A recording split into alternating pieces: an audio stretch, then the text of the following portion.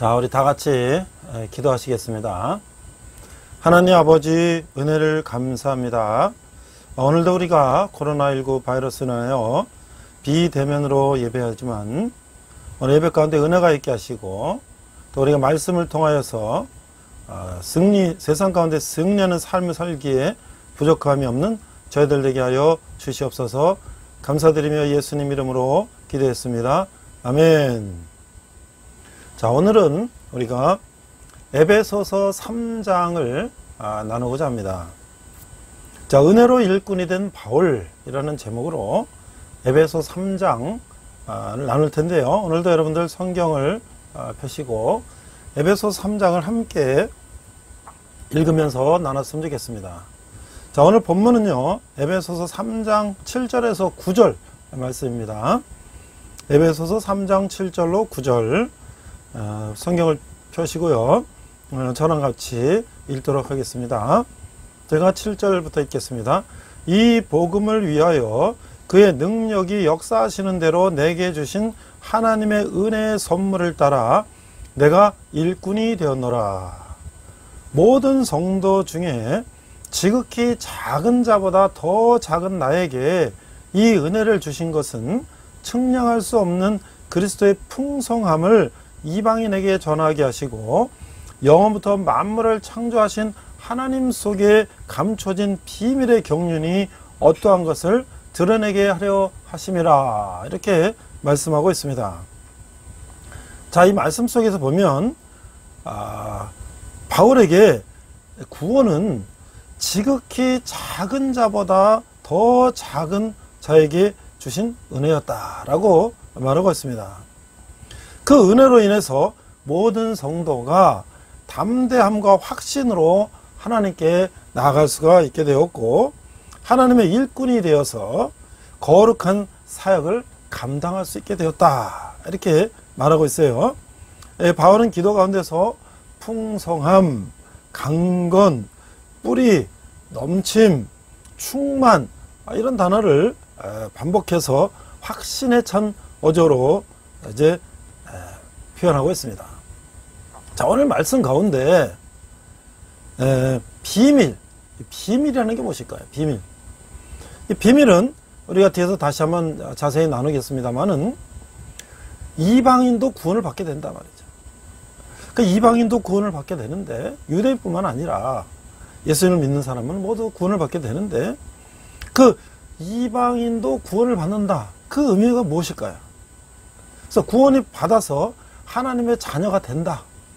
자, 그것은 그래서 뭘 의미하는 것일까요? So what?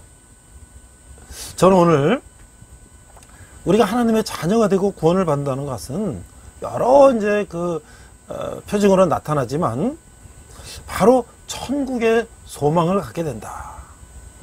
우리는 하나님의 자녀가 됨으로써 천국의 소망을 갖게 된다. 라는 것이 이게 정말 일반 구원받지 못한 백성들하고 다른 것이 아니겠는가 라는 데 초점을 맞추고 오늘 우리가 말씀을 나누고자 합니다.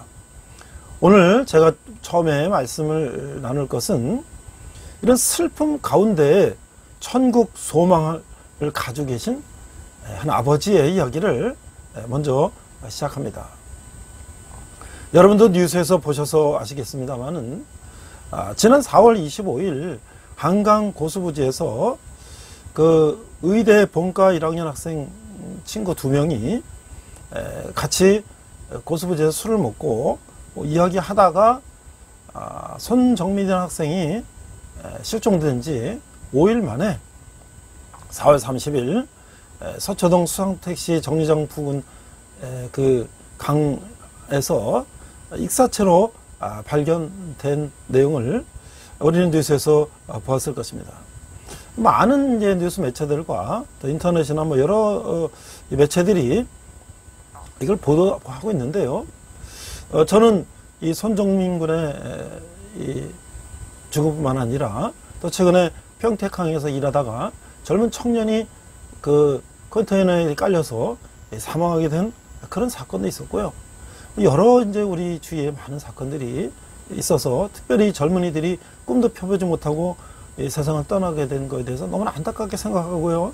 모든 죽음에 대한 원인이 밝혀지고 그런 재발이 일어나지 않도록 우리 어른들이 정말 대책을 마련해야 되겠다라는 데는 뭐 이런 여지가 없을 것 같습니다. 오늘 제가 앞서도 말씀드린 것처럼 이 손정민 군의 사건을 관심 있게 보면서 저는 그 아버지를 좀 유심히 살펴봐야 됩니다. 물론 이 사건이 경찰도 수사하고 뭐 여러 이제 관계된 분들이 노력을 하고 있기 때문에 그 유족들의 바람과 또 많은 시민들이 이 사건에 대해서 관심을 갖고 있어요. 그래서 이 사건이 한 점 의혹이 없이 밝혀지기를 바라는 마음이 간절합니다. 자, 그런데 저는 그 손정민 군 아버지 손현 씨가 블로그를 운영하고 계셨는데 많은 기사에서 그 블로그 글을 인용하더라고요. 그래서 저도 그 아버지 블로그 글을 한번 들어가 봤습니다. 근데 그 아버지께서 천주교에 다니신 것 같아요. 근데 아들을 잃은 슬픔 가운데서도 차분하게 아들의 죽음의 의혹을 밝혀내시려고 하시고 슬픔 가운데서도 아들과 하늘나라에서의 재회를 기도하는 그 모습에서 저는 그 아버지의 믿음을 보게 되었습니다. 제가 한 3개의 그 글을 한번 찾아보았는데요. 첫 번째 글은 마지막이라고 하는 그 장례에 쓴 아버지 글입니다. 제가 한번 읽어보겠습니다. 마지막. 지난주 일요일부터 진행된 믿을 수 없는 일들이 1차전을 마감합니다. 일요일 2시까지 살아있던 사진 속의 아들은 영정 속의 인물이 되었고 상상할 수 없는 많은 일들이 벌어졌습니다. 장례가 치러지는 4일간 너무나 많은 분들이 애도해 주셨고 아무 연고 없이 오셔서 위로해 주시고 힘을 주셨습니다. 아래의 편지는 허락을 받지 못했지만 익명이라 공개합니다. 이게 이제 블로그에 보니까 그 많은 위로의 편지를 보내신 거를 이제 이름을 밝히지 않고 보낸 편지들을 이렇게 몇 개를 공개를 하셨어요. 저는 뭐 그거는 생략합니다. 말씀하신 것처럼 평범한 사람의 힘이 얼마나 위대한지 알 수 있었습니다. 감사드립니다. 정민의 학교 친구들이 거의 4일 내내 왔습니다. 아들의 교류 활동을 모르던 저는 아들에게 고마워하는 많은 친구, 후배들을 만났습니다. 아무도 말 걸어주지 않았을 때 제일 먼저 말을 건네줘서 고마웠다는 분들이 많은 것을 보고 아들이 잘 살았구나 하는 생각을 하게 되었습니다. 친구들이 정민에게 보내는 마지막 선물은 LOL의 이렐리아입니다. 이것을 좋아해서 별명이 정렐리아였다고 하네요. 저는 그런 것도 모르는 아빠였습니다. 그리고 이것도 무슨 캐릭터라는데 솔직히 몰랐습니다. 그리고 정민이가 제일 좋아하는 게 젠지라서 특별히 찾아가 유니폼을 받아왔다고 합니다. 친구들 대단합니다. 그래서 거기 어떤 유니폼을 친구들이 찾아가서 받아가지고 그 장례식에 가져온 것 같아요. 그 사진도 게재되어 있습니다. 내일이 아니라 몇 시간 뒤 마지막 이별이 진행됩니다. 고별식, 발인, 성당미사, 추모공원, 안장을 하면 저녁이 될 것 같습니다. 마치면 집으로 돌아가야죠. 고별식 때 아들에게 편지를 쓰라고 해서 썼습니다. 정민아, 하늘이 내려주신 선물, 내가 착한 너를 얻으려고 아무것도 한 게 없기에 넌 늘 선물이라고 생각했다. 내가 우리에게 왔다 간 기간이 21년밖에 안 돼서 너무 서운하지만 너무나 많은 것을 주었고 우리 부부에게 인생은 살아갈 만한 것임을 알려주었고 행복이라는 것이 무엇인지 알려주었다. 내가 없다면 우리는 행복이라는 단어의 의미를 몰랐을 거야.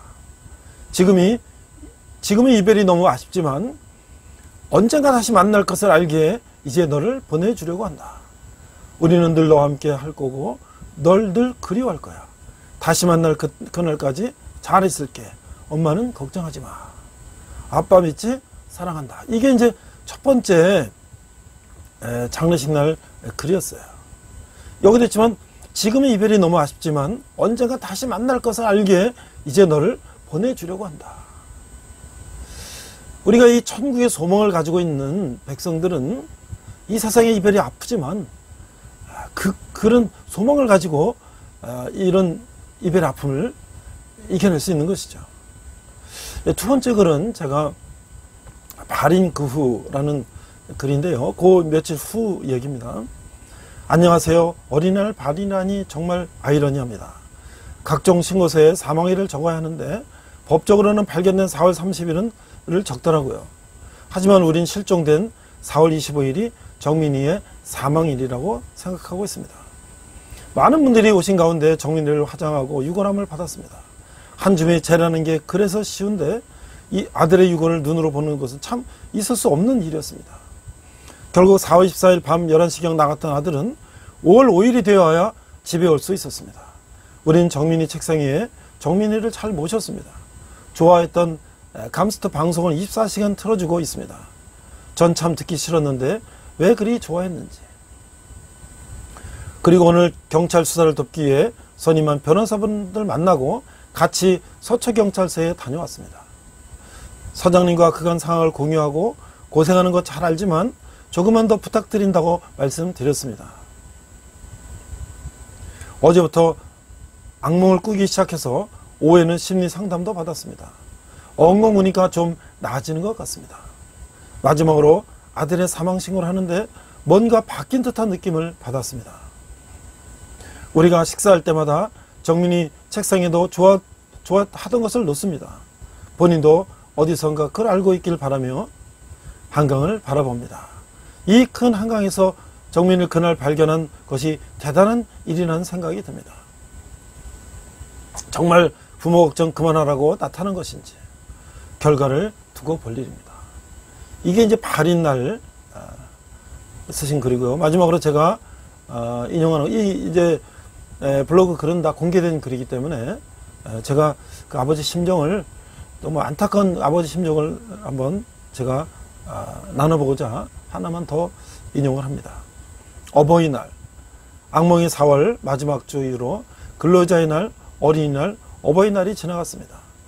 저도 평소 어버이날이라고 뭘 한 기억이 별로 없는 평범한 중년이고 정민에게 엄청난 기억이 날만한 것을 받은 기억도 없습니다. 많은 분들이 물어보시는데 평소에 자주 같이 지내서인지 생각나는 이벤트가 없더라고요. 그런데 오늘은 다른 의미로 뜻깊은 날이 되었습니다. 내용은 아실 테니 생략하고요. 정민이를 발견한 자리에 이렇게 많은 분들이 오셨다 가셨는지 몰랐습니다. 집에다 가져가서 정민이 영장 앞에 놓고 정민이가 보도록 했습니다. 좋아하겠죠? 그리고 수많은 편지 중에 익명성이 보장된 일부 편지만 보여드립니다. 전부는 정민을 위해서 만든 바인드에 보관하고 틈틈이 읽어주려고 합니다. 감사합니다. 여기도 이제 그 익명으로 된 편지들을 몇 개를 이제 인용했는데요. 생략을 합니다. 이 모든 응원에 감사드리며 너무 가번하다는 생각도 들지만 결말이 날 때까지 버텨보려고 합니다. 결말이 어떻게 날지 저도 무척 궁금합니다. 가혹한 진실이 될지 끝없는 의문으로 갈지 이런 생각을 하면 잠을 이룰지 모르겠습니다.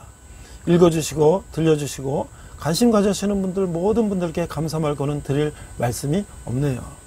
잘 먹고 있으니 걱정 안 하셔도 됩니다. 아들 잃은 애비가 힘들어하는 모습은 당연한 거니 걱정 안 하셔도 되고요. 이렇게 썼어요. 아직도 수사 중인데 사건의 진실이 다 밝혀지고 정민의 죽음이 정말 이 모든 사실이 밝혀져서 부모님도 편안하게 보낼 수 있게 하시고 또 이를 계기로 이런 사건들이 재발되지 않도록 모든 관계된 사람들은 더 노력해야 될 것이고 특별히 이제 한강 고수부지에 CCTV가 굉장히 부족하다는데 그런 대책들도 마련하고 그래야 될 것 같습니다. 자, 오늘 복음의 비밀 에베소서 3장을 오늘 말씀을 나누면서 저는 오늘 이 복음의 비밀을 가진 자들, 하나님의 구원을 받은 자들, 하나님의 백성들은 우리가 천국의 소망을 갖는 것이 우리의 궁극적인 목표가 아닌가라는 것을 천국을 가는 것이 그것을 처음에 서두에 말씀드렸는데요. 자, 그럼 오늘 한번 3장을 우리가 한번 나눠보도록 하겠습니다. 하나님의 구원의 경륜의 비밀은 무엇일까? 1절 이러므로 그리스도 예수의 일로 너희 이방인을 위하여 갇힌 자 된 나 바울이 말하거니와 이렇게 시작합니다. 교회 안에서 유대인과 이방인들 신자들의 연합을 논했죠. 2장에서 논했습니다. 바울은 이 믿는 자들을 위해 기도하라고 했습니다. 그러나 그런 문장이 가운데서 이제 3장 1절에서 그러므로 그리스도에서 일러 너희 이방인하여 갇힌 자 난 됐나 바울이 말하거니와 하고 점점점점 하면서 이제 그 깊은 이제 생각에 잠겨 있다가 이제 새로운 이제 주제로 넘어가는데 그것이 바로 뭐냐면 그리스도의 비밀이라는 주제로 이제 다시 시작을 갑니다. 그래서 비밀을 공유하는 것은 친밀한 관계가 있음을 보여주는 하나의 증거입니다. 하나님께서는 자연히 우리에게 복음의 비밀을 알려주셨습니다. 복음의 비밀은 무엇이며 왜 우리에게 이 비밀을 알려주셨을까요? 본문에서 바울은 이 질문의 답을 이렇게 말하고 있어요. 2절부터 6절까지 한번 읽어보겠습니다. 복음의 비밀, 너희를 위하여 내게 주신 하나님의 그 은혜의 경륜을 너희가 들었을 터이라. 3절, 곧 계시로 내게 비밀을 알게 하신 것은 내가 먼저 간단히 기록함과 같으니. 4절, 그것을 읽으면 내가 그리스도의 비밀을 깨달은 것을 너희가 알 수 있으리라. 5절, 이제 그의 거룩한 사도들과 선지자들에게 성령으로 나타내신 것 같이 다른 세대에서는 사람의 아들들에게 알리지 아니하셨으니. 6절, 이는 이방인들이 복음으로 말미암아 그리스도 예수 안에서 함께 상속자가 되고 함께 지체가 되고 함께 약속에 참여하는 자가 됩니다. 제가 지난주에도 그런 말씀 드렸죠. 이 비밀을 아는 사람들은요, 이 하나님의 비밀을 아는 사람들은 학식이 많아서 아는 것도 아니고요, 나이가 많아서 아는 것도 아니고요, 세상 경험이 많아서는 아니에요. 이 영적인 세계는 하나님의 말씀을 듣고 또 교회 나가서 이제 하나님의 은혜를 체험하고 이러면 이 하나님의 말씀을 알게 되는 것이죠. 자, 따라서 원래 구원받을 수 없던 자의 기쁨은 배나 더한 것이에요. 은혜로우신 하나님은 구원받을 수 없는 이방인들에게도 구원의 문을 활짝 열어주셨어요. 이방인들도 그리스도 예수 안에서는 함께 구원받은 하나님의 백성이 되고 자녀가 되는 동시에 언약에도 동참하게 되는 것이죠. 그래서 이방인들의 구원은 하나님의 은혜의 경륜이자 우리의 운명을 바꾼 기쁨의 소식이에요. 언약에 동참한다. 그러니까 하나님이 우리에게 주시는 모든 약속들을 다 함께 받게 된다는 것이죠. 그 안에 물론 우리가 천국의 소망도 물론이고요. 자, 바울은 자신을 이렇게 소개합니다. 이방인을 위한 일꾼이다. 3장 7절에서 12절 보니까 7절, 이 복음을 위하여 그의 능력이 역사하시는 대로 내게 주신 하나님의 은혜의 선물을 따라 내가 일꾼이 되어노라. 8절, 모든 성도 중에 지극히 작은 자보다 더 작은 나에게 이 은혜를 주신 것은 측량할 수 없는 그리스도의 풍성함을 이방인에게 전하게 하시고. 오늘 본문이죠. 9절, 영원부터 만물을 창조하신 하나님 속에 감추었던 비밀의 경륜이 어떠한 것을 드러내게 하려 하십니다. 그러니까 말이죠, 하나님의 그 은혜의 선물에 따라 일꾼이 되었고, 또 하나님이 그 비밀, 이 작은 자보다 더 작은 나에게 그 은혜를 주신 것은 그 비밀을 이방인에게 전하게 하려고 하셨고, 또 그 비밀이 어떠한 것인지를 우리에게 알게 하실 것이었다는 말이죠. 11절에 보니까 곧 영원부터 우리 주 그리스도 예수 안에서 예정하신 뜻대로 하신 것이라. 이것이 하나님 미리 계획하시고 예정하셨다는 거예요. 자, 바울이 복음의 비밀을 받은 이유는 복음 전파자로서 이방인들에게 복음을 전하는 사명을 받았다는 거예요. 바울은 이 복음을 전하는 일꾼으로 부르심을 받았지요. 그는 유대인으로서 자신의 신념을 쫓아 살던 자였지만, 이게 뭐예요? 하나님을 믿고 예수를 믿지 않았잖아요. 그렇죠? 예수를 믿는 사람을 핍박하던 자였잖아요. 그리스도의 복음으로 변화되어 이방인을 위한 사도가 되었다. 이제는 유대인뿐만 아니라 이방인을 위한 사도가 되었다. 자, 우리가 앞서도 계속 얘기했습니다. 당시 유대인은 이방인을 개취급했어요. 바울이 전한 복음은 로마와 유럽을 복음화시켰고 그것은 곧 세계로 뻗어나갔죠. 하나님의 경륜의 비밀은 인간의 생각과 판단을 뛰어넘는 역사인 것이죠. 하나님 안에 감춰졌던 이 비밀의 경륜은 하나님의 은혜로 바울의 마음에 비추었고 다시 만천하에 드러나게 된 것이죠. 이제 복음의 비밀을 알게 된 우리도 바울처럼 그 비밀을 전해야 한다는 것이에요. 이를 위해서 하나님께서 우리를 먼저 믿는 자로 택하셨다는 것을 우리가 기억해야 할 것이죠. 세 번째 보니까 3장 13절 그리스도 안에서의 구원. 13절 그러므로 너에게 구하노니 너를 위한 나의 여러 환난에 대하여 낙심하지 말라. 이는 너의 영광이니라. 자, 교회에 관련해서 하나님께서 계획을 세우시고 행하시는 것은 영원부터 예정하셨다. 하나님 예수 그리스도 안에서 이방인을 구원하려고 정하셨으며 예수 그리스도를 믿는 믿음의 사람들을 통해서 그것을 이루신다는 거예요. 구원의 역사는 예수 그리스도 안에서만 이루어진다는 것이죠. 또한 우리는 예수 그리스도를 통해서 자유함과 담대함을 가지고 하나님께 나아갈 수 있게 되었다는 거예요. 주의를 할 때에도 담대함과 확신을 가지고 일해야 한다는 것이죠. 때로 겪게 되는 어려움과 환난으로 인해 낙심할 때도 있을 거예요. 그러나 고난은 슬퍼할 것이 아니라는 거예요. 그것을 통해 하나님의 계획이 이루어지기 때문이라는 것이죠. 하나님의 계획이 우리를 통해 드러나는 것을 우리는 기뻐해야 한다는 것이에요. 하나님의 구원 경륜이 우리에게 주어졌어요. 이것은 우리의 생을 가치 있게 하며 날마다 소망 가운데 거하게 한다는 거예요. 하나님의 부르심을 받은 자로서 분명한 소명의 의식을 갖고 자신의 위치에서 받은 은사를 따라 여러 모양으로 복음을 전하는 일에 매진해야 할 것이에요. 우리 앞서 우리 손정문 아버님도 보니까 얼마나 세상이 무너지는 정말 그 절망 가운데 있겠어요.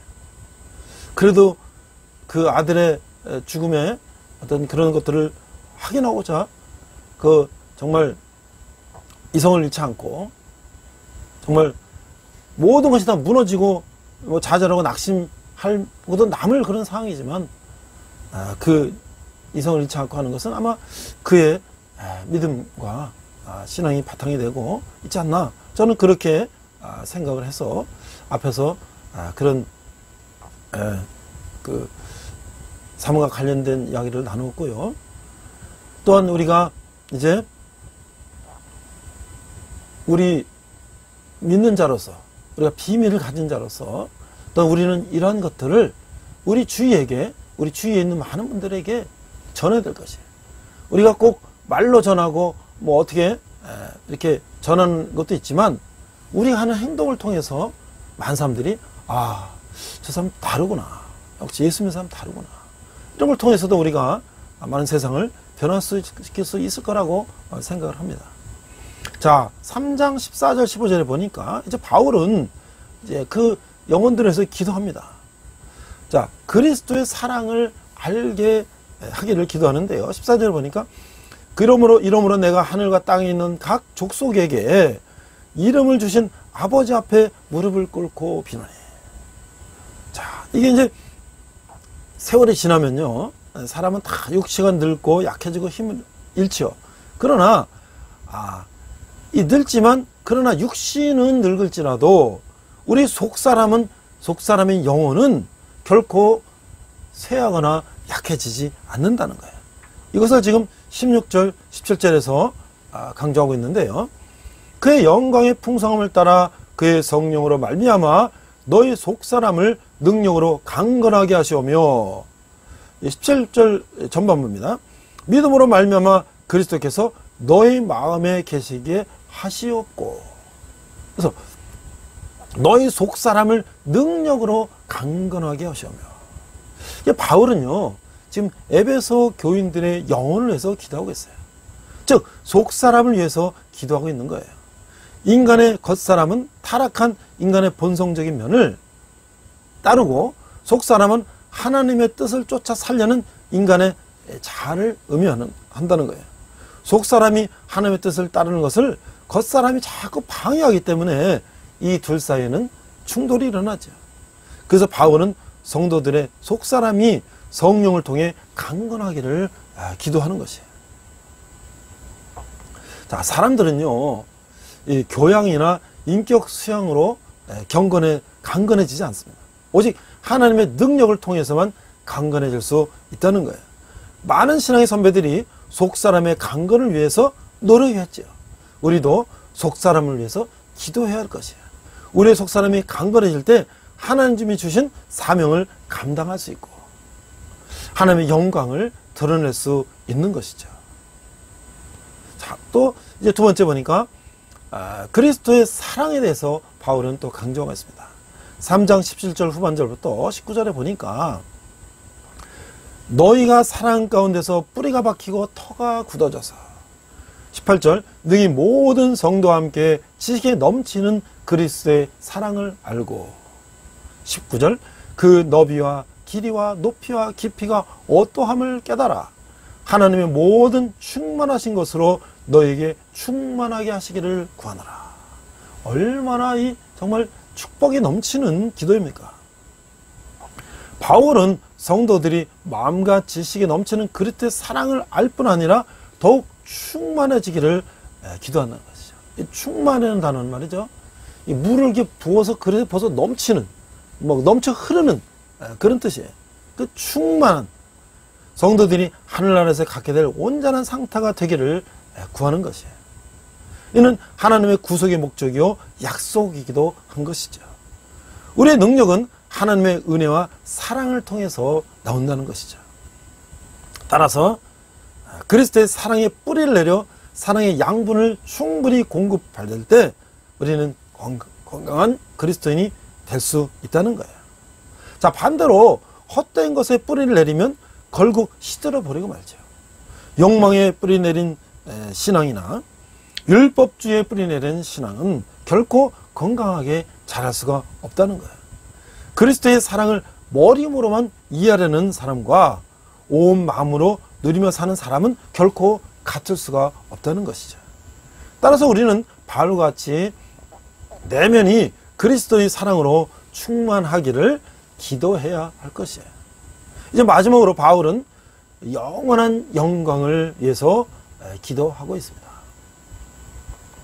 20절 우리 가운데서 역사하시는 능력대로 우리가 구하거나 생각하는 모든 것에 더 넘치도록 능히 하실 이에게 교회 안에서와 그리스도 예수 안에서 영광이 대대로 영원 무궁하기를 원하노라 아멘 하면서 3장을 마치고 있어요.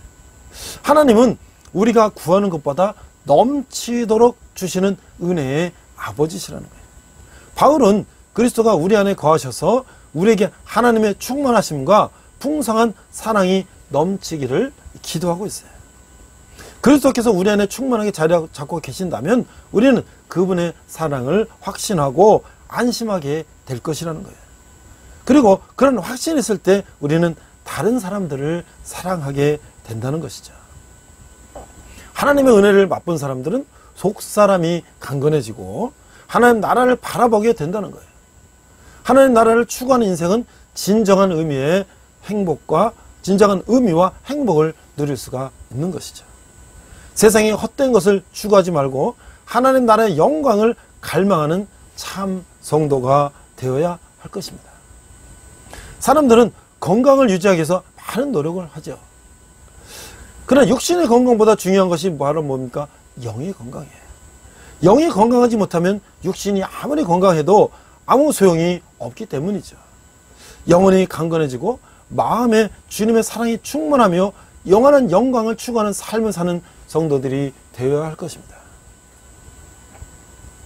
세상에 우리의 육신, 건강, 외모, 여러 가지 패션 이런 것들은 엄청나게 추구하고 또 그거에 대한 관심도 많고 돈도 많이 투자하지만 우리 영혼이 건강해지는 영적인 문제에 대해서는 우리가 점점 관심과 노력이 줄어드는 이런 세상을 바라보면서 그러면 이 세상에 많은 사람들이 각박해지고 서로 이제 시기 질투하고 그런 어떤 사회적인 문제가 발생되고 있는 것이 아닌가. 다시 한번 우리는 우리 영혼이 강건해지고 우리 마음에 주님의 사랑이 충만해서 영원한 삶을 사는 그런 삶을 사는 것이 그것이 가장 보람되고 알찬 삶이라는 것을 다시 한번 우리는 기억해야 할 것입니다. 마지막으로요, 저도 그런 기억이 있어요. 그런 사건이 있었어요. 저도 이제 5월 말 다음 주 토요일이면 결혼하는 아들이 있는데, 그 아들을 3살 정도 됐을까요? 한 2-3살? 3-4살? 그때에 잃어버릴 뻔한 그런 아찔한 사건이 있었어요. 저는 직장에 가 있고, 제 아내가 그 아이를 데리고, 우리 아들 성준이를 데리고, 저기 인천 부평에 살았는데, 그 동네 쇼핑센터에 가서 옷을 고르는데, 그 아들이요, 굉장히 조심스러워서 엄마가 여기 가만히 있어. 그러면 어디 움직이지 않고 가만히 있는 아이예요.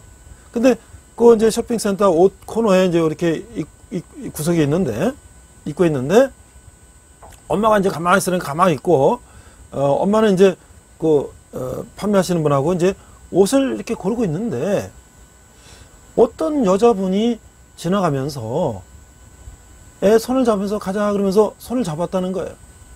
그러니까 애가 당연히 거기 있다 엄마인 줄 알고 졸졸졸 따라갔죠. 자, 그런데 아내가 옷을 고르다가 순간적으로 아이가 있나 하고 탁 보니까 아이가 없는 거예요. 그래서 깜짝 놀랐죠. 아이가 여기 있으라고 있었는데 갑자기 없어졌으니까.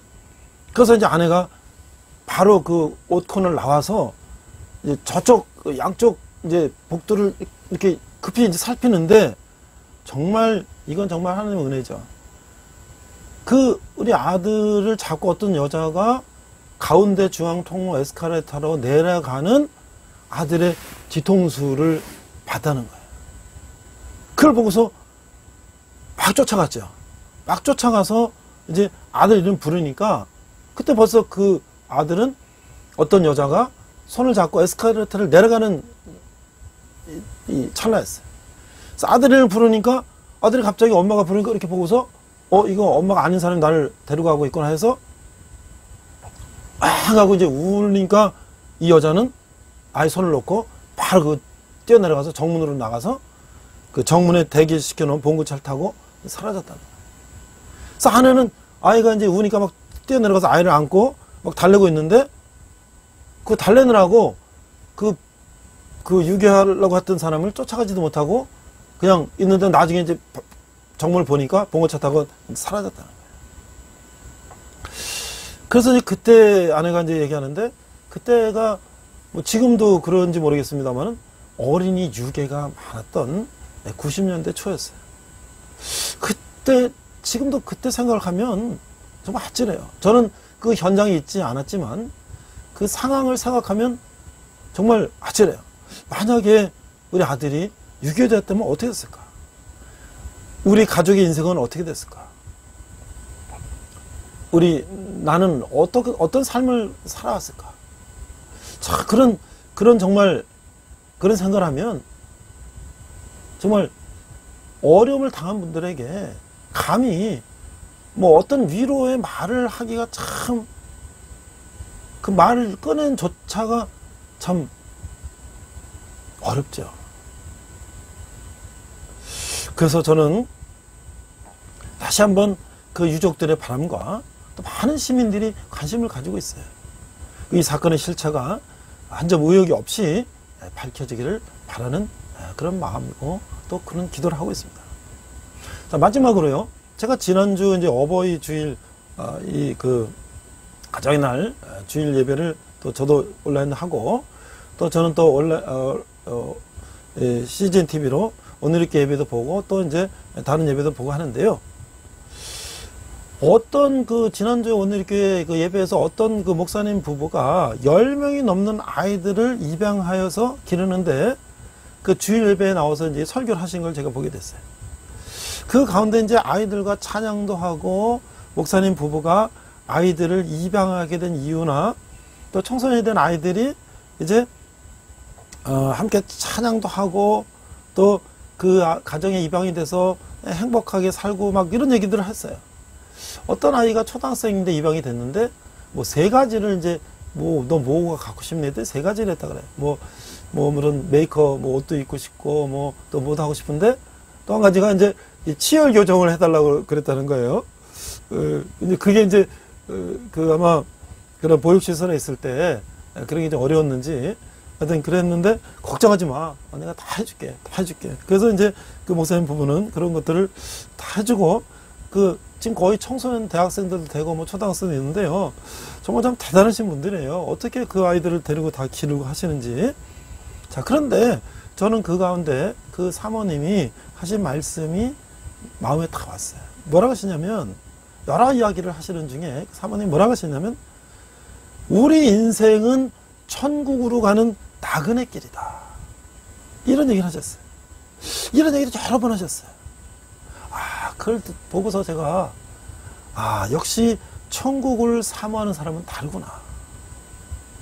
그래서 그 천국을 사모하는 사람들은 행동도 다르고 생각도 다르구나. 그런 생각을 한 것이에요. 우리는 이 세상 가운데 살 때에 그런 천국의 소망이 없는 사람들은요, 어떻게 이 세상에 잘 먹고 잘 살고 여기서 내가 영광과 부를 누리고, 그렇죠? 그거로 집중돼 있죠. 또는 반대로 아마 그 윤회 사상이나 이런 걸 믿는 또 그런 국가나 그런 또 문화권에서는 뭐 내가 여기 못 살아도 내가 다음 생에 또 다 잘 태어나면 된다, 또 그런 마음을 갖고 또 있는 데도 있죠. 그러나 우리가 천국의 소망을 가진 하나님의 백성들은 우리가 이 땅에서 어떻게 하나님의 뜻을 펼쳐서 우리가 이제 예수님 다시 오실 때 하나님 앞에 나가서 내가 생명책에 기록된 나의 모든 것을 하나님 앞에 심판받을 때 이 세상에서 내가 부끄럽지 않게 살고, 그리고 내가 천국에서 영원한 그 아름다운 곳에서 사는 그 꿈을 갖고 있기 때문에 오늘날 이 세상의 고통과 이런 것들에 담대할 수 있다는 것이죠. 마지막으로 우리 학생이 저에게 스승의 날이라고 이제 카톡 메시지를 하나 보냈어요. 근데 이 가운데 이 학생도 대학생도 천국의 소망을 갖고 있어요. 제가 그것을 초점을 가지고 마지막으로 학생이 저한테 스승을 보낸 메시지를 몇 군데만 소개하고 마치고자 합니다. 대학 오기 전에는 어떤 대학생 일이 펼쳐질지 전혀 몰랐는데 지금에서 4년을 돌아보니 감사한 것뿐입니다. 특히 목사님과 학생들과 함께 기숙사에서 예배했던 시간들은 나중에 시간이 더 지나도 잊지 못할 것 같습니다. 또 목사님과 이런저런 시간들을 함께 겪으며 저 역시도 조금이나마 성장할 수 있었던 것 같습니다. 그 다음에 뭐뭐를 생각하면 마음이 아프지만 우리가 뭐 기도하는 게 있어요. 속히 회복되기를 마음대로 기도할 뿐입니다. 우리가 선택한 길이 결코 쉽지만은 않은 길도 있었지만 그날 주님 앞에 설 그날을 바라보며 끝까지 이 길을 걸어갈 것을 다짐합니다. 목사님을 대학 와서 만나게 된 것은 저의 큰 기쁨입니다. 훗날 돌아봐도 오늘이 부끄럽지 않도록 저도 저희 자리에서 최선을 다하겠습니다. 평안한 주말 되세요, 목사님. 이렇게 보냈어요. 이게요, 우리가 훗날 주님 앞에 설 그날을 바라보며 끝까지 이 길을 걸어갈 것을 다짐합니다. 우리는 이런 사람이에요. 우리 천국 백성은 이런 사람이에요. 세상에 아무도 보지 않지만 하나님 우리를 보고 계시고요. 우리는 언젠가 하나님 앞에 나가서 내가 이 세상에 했던 모든 것들이 기록된 생명책을 앞에 놓고 제가 하나님 앞에 일일이 다 하나님이 물으실 거예요. 너는 왜 그때 그렇게 했니? 너는 왜 그때 그렇게 했니? 우리는 하나님 앞에 나가서 저는 이렇게 저는 잘했습니다 하고 자랑할 만한 그런 사람이 되도록 오늘도 우리가 하루하루를 헛되이 보내지 않고 정말 소중하게 시간을 보내야 될 것입니다. 같이 한번 기도하겠습니다. 하나님 아버지의 은혜를 감사합니다. 우리가 하나님께서 우리에게 비밀을 주셨고 또 우리가 하나님의 백성으로 삼아주셨는데 우리가 하나님의 백성답게 살게 하시고 우리가 또 천국에서 이제 우리가 잃었던 가족들을 다시 만날 그날을 고대하며 소망하며 이 땅에서 힘든 날이 있지만 우리가 인내하며 우리가 살 수 있도록 하시고 특별히 우리가 하나님 앞에서 설 때 우리가 부끄럼 당하지 않도록 이 세상에서 우리가 정말 하는 뜻에 합당한 삶을 살기에 부족함이 없는 저희들 되게 하여 주시옵소서. 감사드리며 예수님 이름으로 기도했습니다.